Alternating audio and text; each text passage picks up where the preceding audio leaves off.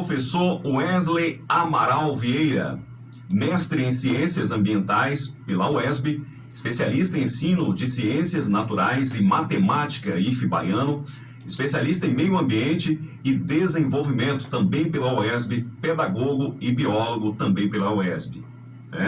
Pessoa muito preparada, eu quero aqui já agradecer de antemão a participação dele aqui no nosso programa. Mantivemos contato com ele na semana passada, ele prontamente atendeu aqui o nosso pedido de estar aqui para falar um pouco mais sobre essa questão da Covid-19 no nosso município. 7h25, agora a gente dá o primeiro muito bom dia para ele. Muito obrigado, professor, pela sua presença aqui no nosso programa. Na verdade, primeiramente, bom dia, Eudo. Pega aqui esse microfone aqui, que a gente está com... pode passar isso aí. Agora sim, professor. Isso. Opa, bom dia, todo mundo ouvindo? Isso, agora sim. Isso.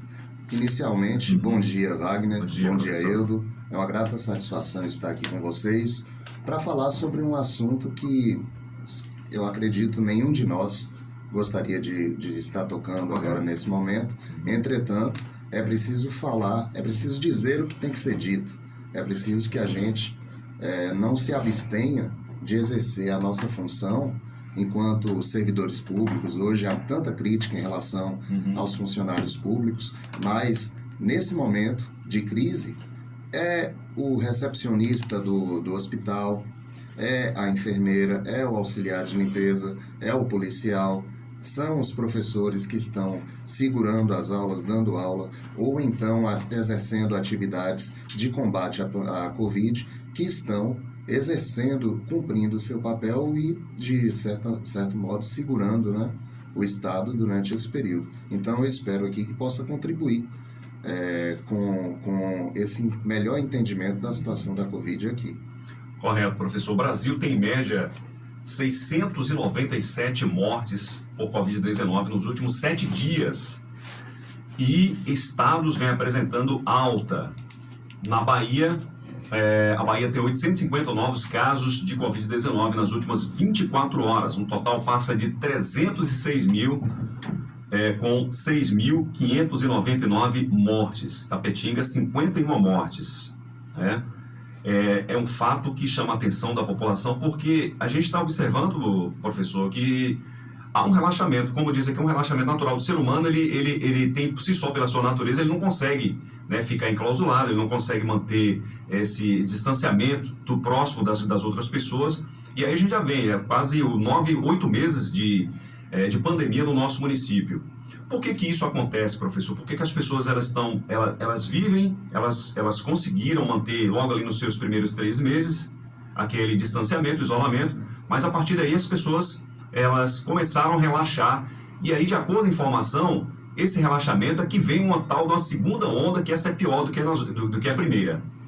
Pois bem, eu vou concordar com o ouvinte que ligou há poucos minutos e que falou dessa natureza do ser humano. Eu acredito que é da própria natureza do ser humano inquietar-se quando exposto a situações em que ele tem que sair da sua zona de conforto.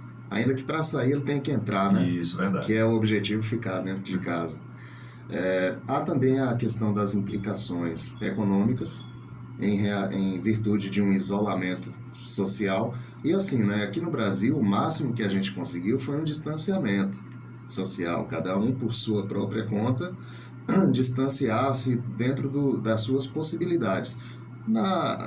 As classes populares não tiveram distanciamento, elas tiveram que se manter no país. A gente percebe que, por exemplo, em Itapetinga, se eu não me engano, 40% do PIB é segurado pelo setor de serviços, que é o pessoal que está na informalidade, são os MEIs, os microempresários, e o pessoal do comércio. E como é que esse povo vai conseguir se manter, trazer o alimento para dentro de casa se não for trabalhar?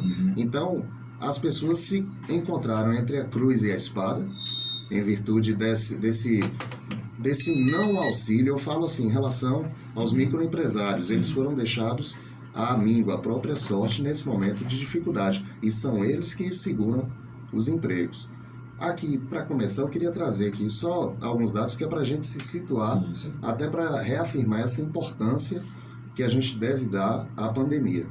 E para falar um pouco sobre essa segunda onda que você mencionou. Atualmente no mundo nós temos mais de 33 milhões de casos e aproximadamente quase 1 milhão de mortos. No Brasil são 4,7 milhões de casos e mais de 141 mil mortos. Na Bahia, que apresentava uma certa queda, depois passou para a estabilidade, oscilando, né?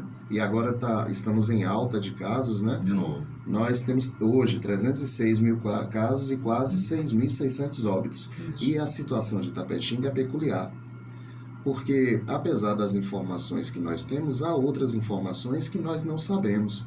Por exemplo, há uma unidade de retaguarda. Quantas pessoas estão lá na unidade de retaguarda nesse momento?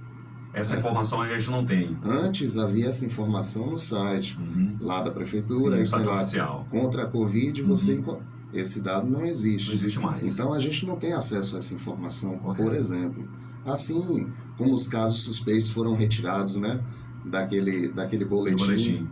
Então, Itapetinga hoje tem quase 1.900 casos.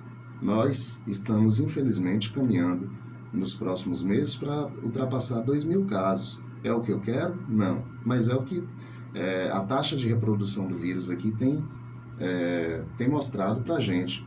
E atualmente temos 51 óbitos, como vocês mencionaram, mas o que assusta? Nós temos 280 casos ativos, confirmados. São pessoas que nesse momento estão manifestando a Covid, através de sintomas leves ou graves, mas essas pessoas estão com Covid. Além disso, a gente tem que se atentar para 420 casos monitorados e 96 casos suspeitos. Então, nós estamos numa situação em que não há possibilidade alguma de nós acreditarmos que há normalidade. Não existe normalidade em relação à Covid em Itapetinga nesse momento. A Europa tem experimentado uma apreensão em relação à segunda onda desses casos da Covid. Porque o que popularizou quando, por exemplo, o Mandetta, né, estava no Ministério da Saúde? A gente vê ele falar do pico, a gente vai chegar no pico.